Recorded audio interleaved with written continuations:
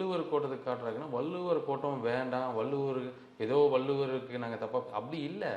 அங்க செலவு பண்ற நூற்றுக்கணக்கான கோடிகள்ல, பல இடங்கள்ல மக்கள் சாப்பாட்டுக்கு இல்லாம, தங்க வீடு இல்லாம, தண்ணி இல்லாம, கழிப்பறை வசதிகள் இல்லாம நெறைய பேர் இருக்காங்கல்ல. அதுவும் பண்ணுங்க. கண்டிப்பா வேணும். செம்மொழி பூங்கா வேணும், வள்ளுவர் கோட்டம் வேணும். வள்ளுவருக்கு நம்ம புகழ் குடுத்தே ஆகணும். அதெல்லாம் ரைட்டு தான். பட் இந்த பிரச்சனைகள்லாம் இருக்கே, இது ஏன் நீங்க அந்த ஆர்வம் காட்ட மாட்டேங்கிறீங்க? அப்படிங்கிறத நான் ரொம்ப பார்க்குறோம். நீங்க கோயம்புத்தூர் ரொம்ப மோசமா இருக்கும். நீங்க கிணத்துக்கடவுலாம் பார்த்தீங்கன்னா, நாங்க நெனச்சோம் சரி ஒரு பொதுவா ஒரு என்ன ரோடு இருக்காது, சாக்கடை வசதி இருக்காதுன்னு நெனச்சோம். ஆனா, பழைய ஒரு 10, 15 இடத்துல இருக்காதுன்னு நெனச்சோம். ஆனா, பல இடங்கள்ல அது இல்ல. ம், ம், ம். சாக்கடை இருக்கு. 100வது ரோடுன்னு ஒரு இடம். சாக்கடை இருக்கு. அதுக்கு தடுப்பு சுவர் கட்டணும்ல. தடுப்பு சுவர் இல்ல. அந்த இடத்துல லைட்டும் இல்ல. நைட் நேரம் குழந்தைகளோ, வயசானவங்களோ போனா அதுக்குள்ள விழுகுறாங்க.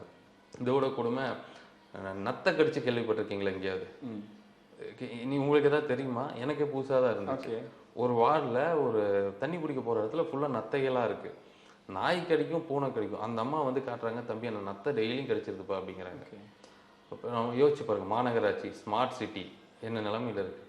ஸோ இங்க இப்படி மாநகராட்சி, ஸ்மார்ட் சிட்டிலேயே இப்படி ஒரு நிலைமை இருந்துச்சுன்னா, தமிழ்நாட்டுல இருக்க 234 தொகுதியோட நிலைமை என்னவா இருக்கும்? ம், ம், ம். ஸோ நீங்க யாரை ஏமாத்த ஜிடிபி நம்ம போயிட்டோம். தமிழ்நாடு முதல் மாநிலமா வந்துருச்சு. என்ன அடிப்படையில இதெல்லாம் சொல்றீங்க?